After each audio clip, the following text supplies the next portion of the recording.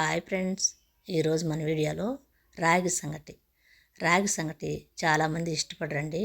ఇష్టపడని వాళ్ళు కూడా ఇష్టంగా తినాలంటే సరైన కొలతలతో రాగి సంగటి ఉంటపోకుండా ఎలా చేసుకోవాలో ఈ వీడియోలో చూద్దాం. దీనికోసం 1 గ్లాస్ బియ్యం తీసుకున్నాను నేను. ఇవి శుభ్రంగా క్లీన్ చేసుకొని అరగంట సేపు నానబెట్టుకోవాలి. రాగి సంగటికి ఏ బియ్యమైనా పర్లేదండి, రేషన్ బియ్యం కూడా వేసుకోవచ్చు. నేనైతే ఇంట్లో రెగ్యులర్గా వాడే బియ్యం వేసానండి. 1 గ్లాస్ బియ్యానికి 7 గ్లాసులు నీళ్లు పోసుకోవాలి.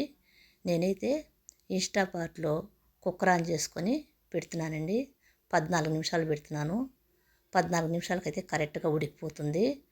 ఇప్పుడు 14 నిమిషాల తర్వాత చూస్తున్నాను. చూశారు కదా, రైస్ అయితే బాగా ఉడికిపోయిందండి. ఇప్పుడు ఒక చెక్క గరిటె తీసుకొని మొత్తం ఈ విధంగా కలుపుకోవాలి. మొత్తం ఒకసారి కలుపుకొని ఇప్పుడు దీన్ని దించి స్టవ్ మీద పెట్టుకొని మంట లో ఫ్లేమ్లో పెట్టుకోవాలి. మనం రైస్ అయితే ఏ గ్లాస్తో అయితే తీసుకున్నామో అదే గ్లాస్తో 1 గ్లాస్ రాగి పిండి తీసుకోవాలి. రాగి పిండి తీసుకున్న తర్వాత ఈ విధంగా మొత్తం ఒక లేయర్ మాదిరిగా వేసుకోవాలి. ఒకే దగ్గర వేసుకోకూడదు.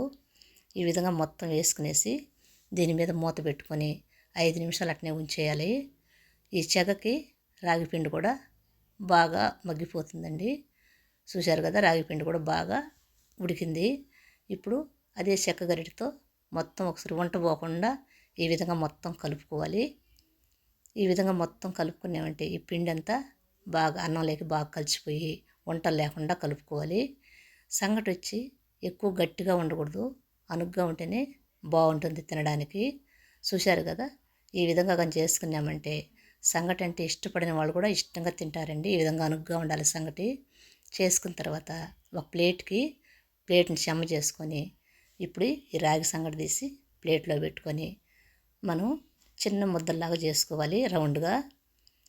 ఈ విధంగా ముద్దలు చేసి మనము హాట్ బాక్స్లో పెట్టుకున్నామంటే వేడి కూడా చల్లారదండి. 4 గంటల సేపు అయినా కూడా అట్లే ఉంటుంది.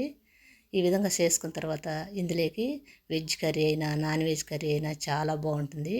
నేనైతే ఇంట్లోకి మటన్ కర్రీ చేశాను. ఈరోజు మటన్ కర్రీ ఉందని సంగటి చేశాను. పిల్లలకు తినిపించాలంటే కొద్దిగా బెల్లం వేసి నెయ్యి వేసా కూడా పిల్లలు ఇష్టంగా తింటారండి. చూశారు కదండి, చేసుకోవడం అయితే ఎంత సింపులో. ఈ వీడియో కనుక మీకు నచ్చినట్లయితే లైక్ చేయండి, షేర్ చేయండి అండ్ సబ్స్క్రైబ్ చేయండి.